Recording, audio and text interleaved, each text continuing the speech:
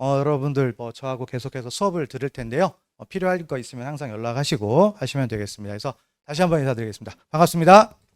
네. 자, 이제 오늘 이제 하는데요. 뭐 잠깐 뭐 얘기를 하면은 일단 뭐 저는 이름은 이태우라고 하고 형사법을 가르치고 있습니다. 그래서 강의한 지는 좀 됐고 너무 오래됐으니까 그냥 연도는 좀 생략을 하고요.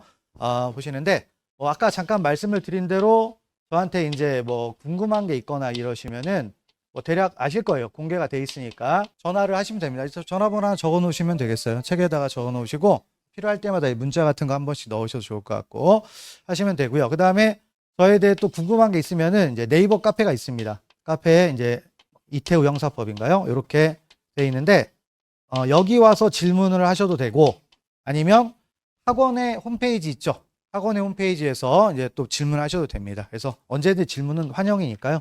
자, 일단 뭐 요런 취지를 좀 이제 알아두시고 그 다음에 이제 머리에 시험에 대해서 한번 잠깐 간단하게 한번 얘기를 해보려고 합니다. 자, 이번에 이제 우리 해양경찰을 한번 이제 시험을 딱 이제 봤는데 그 보신 분들의 입장에서 혹시 보셨나요? 처음 공부하세요? 앞에 있는 혹시 보셨나? 뒤에 있는 사람 혹시 보셨어요? 안 봤습니까? 일단 그 보신 분들 입장에서 한번 생각을 한번 해보시면은 시험 문제가 어떻게 나왔다라고 느낍니까? 평소와 달랐다.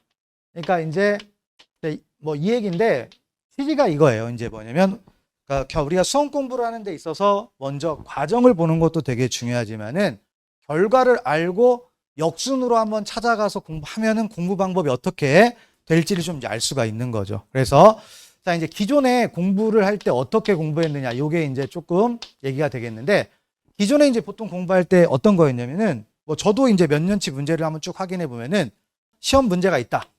시험 문제가 있는데, 이 문제를 어딘가에 찾아보면은 이것과 똑같은 문제가 존재하고 있다, 안 하고 있다? 존재하고 있습니다. 기존에 그랬어요. 그래서 찾아보면은 진짜 말 그대로 1번부터 4번까지 지문이 하나도 차이가 없이 똑같은 문제가 제법 많았어요. 기껏해야 좀 조합을 해가지고 변화하거나 이런 것들이 전부였어요. 그래서 시험 문제, 기존 시험 문제는 어떻게 했냐면 그냥 기출 문제를 갖다가 반복을 했어요. 기출 문제를 그냥 반복을 했습니다. 이제 해양경찰은 이렇게 시험이 나왔어요.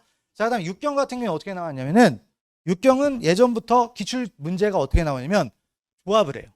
그러니까 기출 지문들은 그대로 나와. 그대로 나오고 그다음에 이것을 약간 조합을 바꾸는 거예요. 그러니까 한 문제 3개 정도를 해가지고 기존의 3문제 정도를 한 문제를 이렇게 적당히 조합하면 문제를 풀어낼 수가 있겠죠. 그러니까 이렇게 이제 문제가 나왔었습니다. 그래서 반복되는 게 이제 패턴이었는데, 자, 이번 시험은 어땠냐면 달랐어요. 딱 보자마자, 이거, 그러니까 처음 이제 기존에 공부했던 분들이 이런 느낌을 받았을 겁니다. 이거 못 본 문제인데? 이런 생각이 들었을 거예요. 그러니까 예전에는 그냥 사진 파일처럼 문제가 딱 있으면은 그대로 똑같이 있었던 게 많았어요. 그래서 보자마자 풀 수가 있었는데, 이번에는 그렇지 않았던 문제들도 제법 존재했다 안 했다? 존재했다라는 겁니다. 자, 그러면 이제 여기서 이제 알 수가 있죠. 기존의 공부 방법이 어땠느냐? 기존의 공부 방법은 많은 사람들이 뭘 했냐면 기출문제가 반복되니까 뭘 하면 돼요? 기출문제만 뭐 하면 돼? 그냥 암기만 하면 된다라고 생각을 했던 거예요. 내용을 이해하려는 그런 부분들이 있었다 없었다? 전혀 없었어요. 그래서 그냥 이해는 안 하고 암기로 갔어요. 이게 꼭 나쁘다라는 건 아닙니다. 이 공부 방법이 나쁘다라는 건 아닌데 뭐가 문제가 되냐면 그러니까 여기에서 암기를 하다가 보면 사람이 이해를 할 수가 있죠. 이해를 하면 여기에서 응용을 해 나갈 수가 있는데 우리 수험생들은 그런 여유가 없는 분들이 되게 많아요. 많다 보니까 이것만 하던 분들은 이번 시험에 어떻게 됩니까? 달랐어요. 다르니까 어떻게 됩니까? 문제를 풀어 못 풀어. 못 풀어버려요.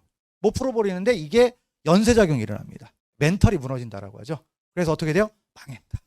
그러니까 예전에는 시험 보면 한 95점, 뭐 100점 쉽게 나왔는데 갑자기 점수가 막 안 나오는 겁니다.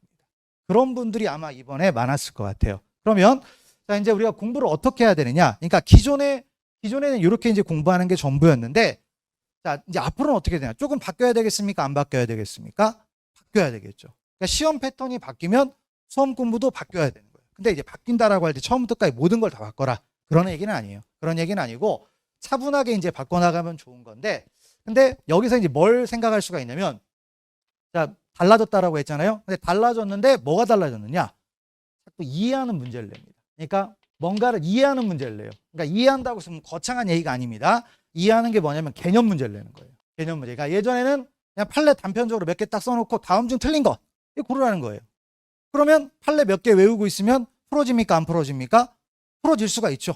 그런데 지금은 어떻게 되느냐? 개념을 물어봐요. 그러면 아까 말했던 것처럼 자, 이해를 안 하고 자꾸 문제를 암기했던 분들이 어느 정도 깨우쳐갖고 이해를 하기 시작을 한다. 그럼 문제 당연히 풀 수 있어요. 그런데 아까 얘기했지만 대다수의 수험생들은 그게 그럴 여유가 있다 없다? 없다라고 했어요. 없기 때문에 이렇게 했다가는 이제 또 내년에도 또 망할 수가 있다라는 겁니다. 이제 그것만 좀 주의하시면 될 것 같아요. 그러면 이제 어떻게 공부하는 게 제일 좋냐면